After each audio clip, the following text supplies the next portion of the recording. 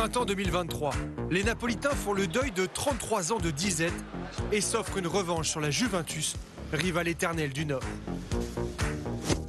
Le Napoli est sacré champion d'Italie, alors que Victor Osimhen, meilleur buteur du championnat et grand artisan du sacre, est érigé en nouveau roi de Naples. Une gigantesque frénésie envahit alors la ville italienne, qui n'avait Dieu jusqu'ici que pour l'éternel Maradona. Nous sommes totalement amoureux de ce joueur. Osimhen est le diamant brut de Naples. Il transpire pour le maillot à chaque fois qu'il l'endosse. Vraiment, il donne tout. Osimhen représente le Napoli à lui tout seul. C'est un immense joueur, l'attaquant ultime. Osimhen, c'est le champion qui fait la différence contre les autres équipes. C'est un cheval racé, c'est l'improvisateur, c'est le génie. C'est celui dont on attend le coup de théâtre à chaque match. On parle d'un club qui n'a gagné que 3 Scudetti en 100 ans. Parvenir à faire plus, c'est très compliqué. Il faudrait un Osimhen en défense, au milieu et dans les buts. L'idylle est à son apogée, sauf que l'été venu, la porte de son départ est ouverte. Les gazettes italiennes s'en régalent. L'avenir de Victor Osimhen devient le nouveau grand feuilleton. Les champions d'Italie fixent alors la clause 200 millions d'euros. Le PSG, Liverpool, Manchester United, Chelsea, le Real Madrid et évidemment des clubs saoudiens se manifestent. Mais aucun accord n'est ficelé, aucune somme déboursée. Osimhen reste au Napoli. Victor, tu dois être honnête avec nous. Est-ce que cet été tu t'es dit peut-être que je devrais partir? À quel point tu étais proche de quitter le Napoli? Je dois être honnête, je n'ai jamais pensé à partir l'été dernier, car Naples voulait me garder. Mais quand l'offre saoudienne est arrivée, elle était énorme. C'était une très grosse offre. Et c'était difficile de la rejeter. C'était fou. Plus je disais non, plus ils augmentaient leurs propositions financières, encore et encore. Je me disais, waouh, ça peut clairement changer ma vie. Ils n'ont jamais abandonné, mais j'ai dit non. Les gars, je reste. Bien sûr qu'il a été très tenté. C'est naturel. 30, 35 millions d'euros par an, sur 5 saisons, c'est un chiffre qui change toute votre vie. Seulement 6 buts et 2 passes décisives en 13 matchs. À l'image de son équipe, le 8e du classement du dernier Ballon d'Or affiche plus de difficultés cette saison et voit sa relation avec les Partenopei se détériorer. En point d'orgue, ce match contre Bologne en championnat, avec un pénalty raté et une sortie théâtrale lorsqu'il invective et semble en contradiction totale avec son coach Rudy Garcia. S'ensuit 2 vidéos TikTok publiées sur le compte du Napoli. L'une où l'on se moque ouvertement du pénalty manqué.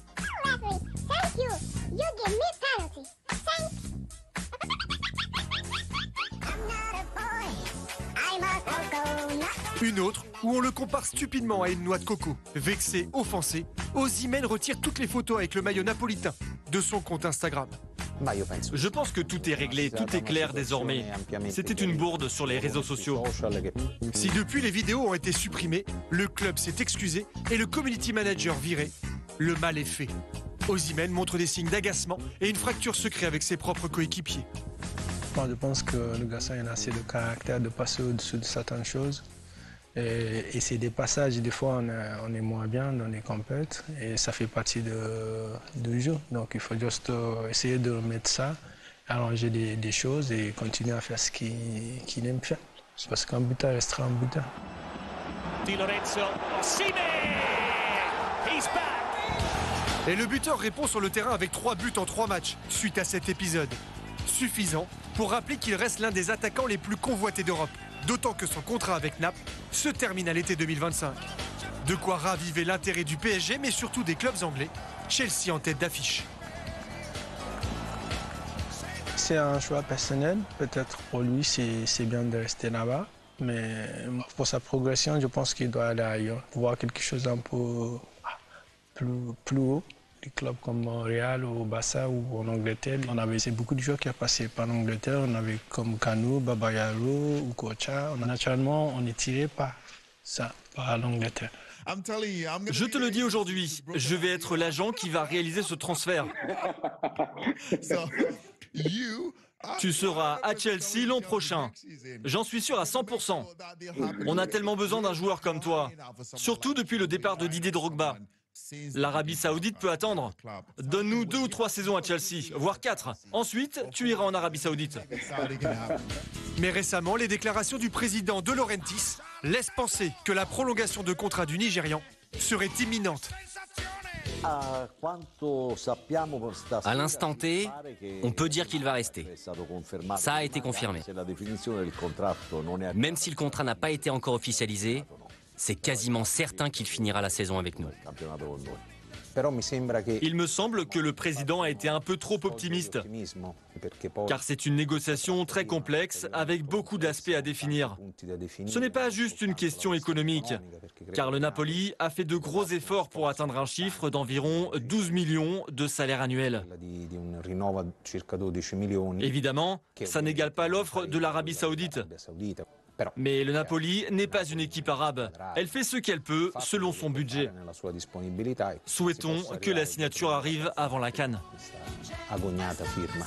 12 millions d'euros, un salaire que le Napoli n'a jamais offert à aucun de ses joueurs. Le plus gros montant restant celui des 6,5 millions d'euros de Koulibaly avant qu'il n'aille à Chelsea. Alors partira pas. Je t'aime un peu, beaucoup, passionnément. Pas du tout. Les feux de l'amour version napolitaine. Signé Osimhen.